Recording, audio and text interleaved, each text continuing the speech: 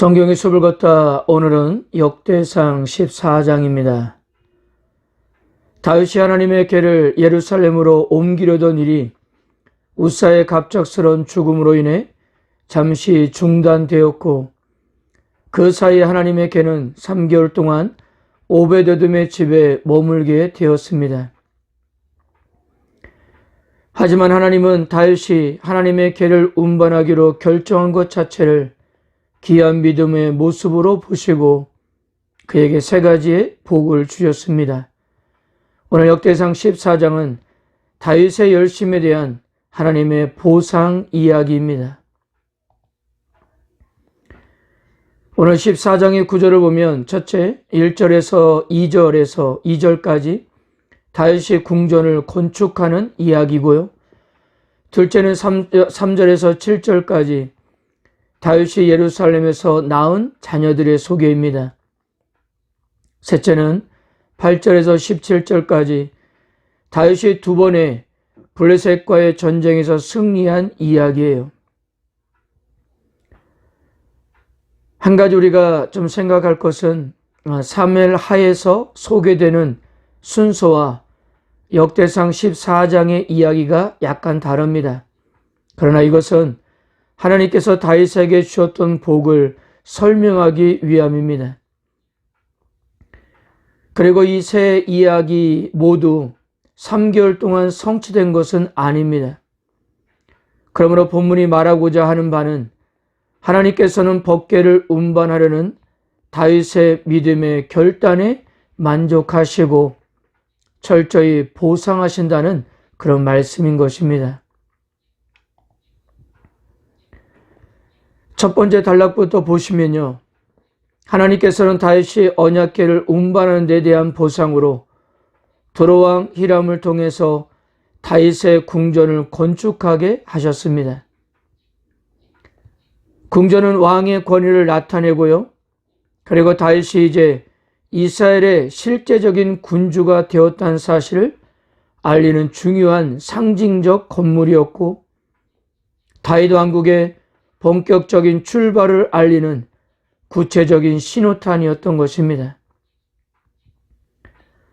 더군다나 당시에 유명한 두로의 히람 왕이 건축 재료와 기술자를 보내어 주었다는 사실은 다윗 왕국의 위상을 그만큼 높일 수 있다는 점에서 매우 중요했던 것입니다. 다윗도 이런 일을 통해서 여호와 하나님께서 자신을 높이신다는 사실을 알고 있었습니다. 2절 다윗이 여호와께서 자기를 이스라엘 왕으로 삼으신 줄을 깨달았으니 이는 그의 백성 이스라엘을 위하여 그의 나라가 높이 들림을 받았음을 알미였더라. 무엇입니까? 다윗이 성군이 될 수 있었던 것은 다윗 혼자의 힘으로 된 것이 아니라 여호와 하나님의 도우심이었다는 것을 이렇게 말씀하고 있는 겁니다. 두 번째, 하나님은 다윗에게 많은 자녀를 주었습니다.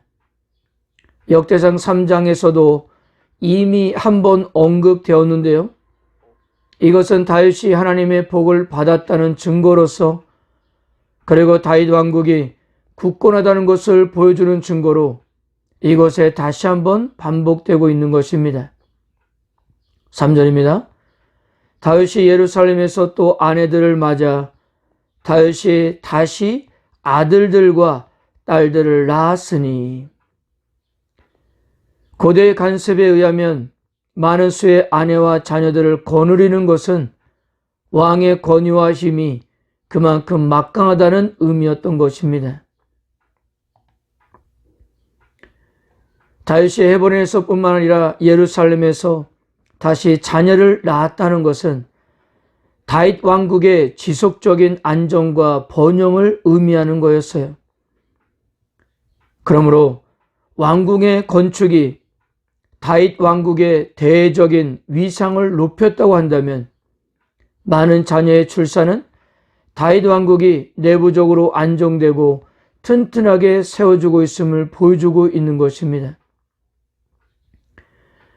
그리고 다윗이 여러 아들을 얻었다는 사실은 사울이 여러 아들들을 잃은 것과 극명한 대조를 이루고 있고요.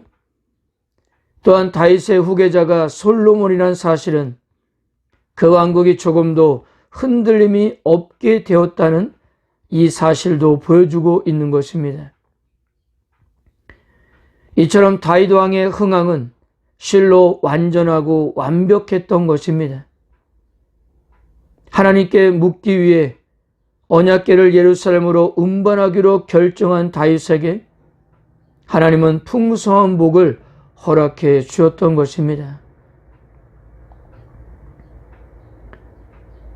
그리고 언약궤를 가까이 하려는 신실한 믿음의 왕 다윗에게 하나님께서 세 번째 주신 축복은 블레셋과의 전쟁에서의 승리였습니다. 블레셋 족속은 일찍부터 이스라엘의 대적이었어요. 얼마 전에 이들의 손에 의해서 사울의 왕국이 무너지지 않았습니까?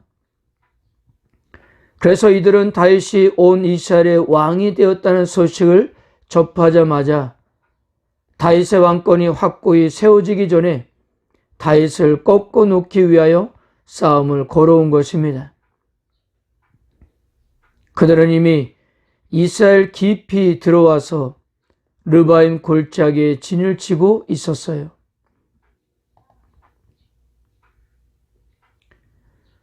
블레셋의 첫 번째 공격에 대한 다윗의 반응은 사울과 달랐습니다. 10절입니다. 다윗이 하나님께 물어 이르되 내가 블레셋 사람들을 치러 올라가리이까? 주께서 그들을 내 손에 넘기시겠나이까 하니 여호와께서 그에게 이르시되 올라가라 내가 그들을 내 손에 넘기리라 하신지라. 국가적인 위기 속에서 다윗은 하나님을 의지하고 물음으로써 이 위기를 극복하고 오히려 전화위복의 기회가 되었던 것입니다. 이것이 바로 하나님을 믿는 사람들의 바른 자세였던 것입니다. 다윗은 하나님의 도우심으로 물을 흩음같이 적군을 물리친 후에 그것을 바알 브라심이라고 그렇게 불렀습니다. 그리고 12절을 보세요. 블레셋 사람이 그들의 우상을 그곳에 버렸으므로 다윗이 명령하여 불에 사르니라. 우상들을 불태우는 것은 우상들을 불사를 것이니라라는 하나님의 율법에 따른 조치였다는 거예요. 언약궤를 옮기는 과정에서 하나님의 율법을 인지하지 못했던 다윗은 이제 모든 일을 율법의 기준을 따라 행동하고 있었던 것입니다. 즉 다윗은 실수를 반복하지 않았다는 거예요. 그런데 이 모습은 블레셋이 사울의 머리를 잘라 블레셋의 다곤 신전에 매달아 놓은 사건과 크게 대조되고 있음도 우리가 기억할 필요가 있습니다. 사울과 달리 다윗은 블레셋과의 전쟁에서 승리했을 뿐만 아니라 그들의 우상들까지 불로 태워버리는 완전한 승리를 했던 것입니다.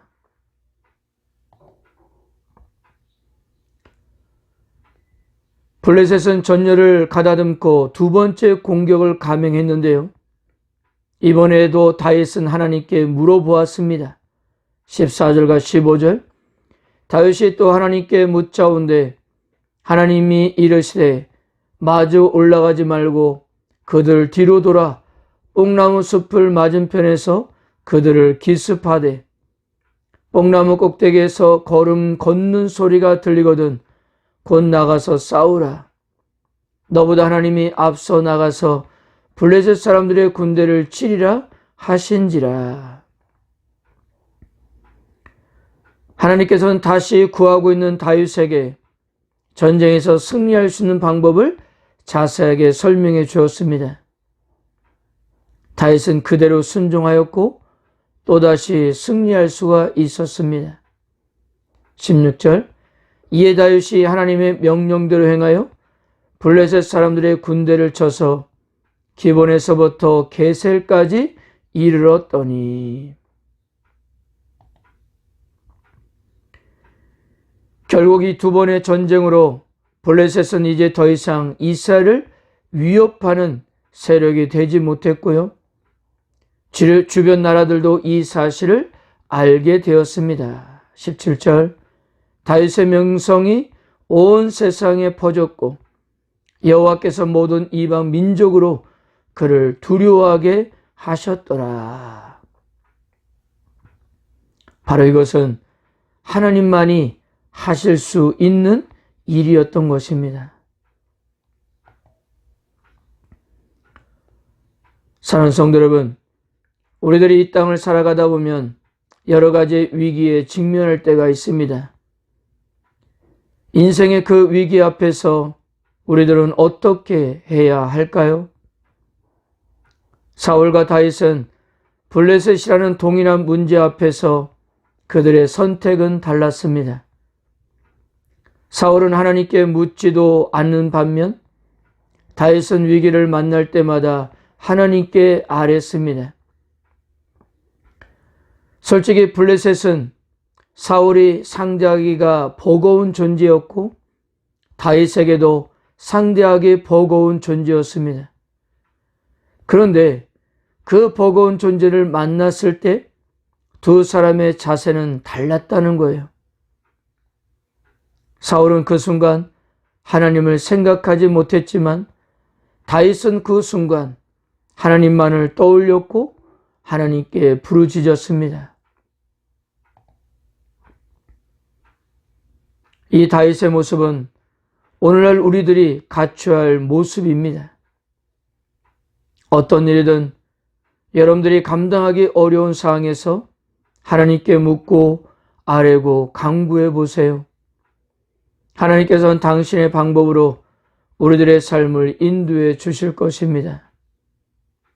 그러므로 하나님만 생각하시고 하나님만 의지하는 성도 여러분들이 되시기를 바랍니다.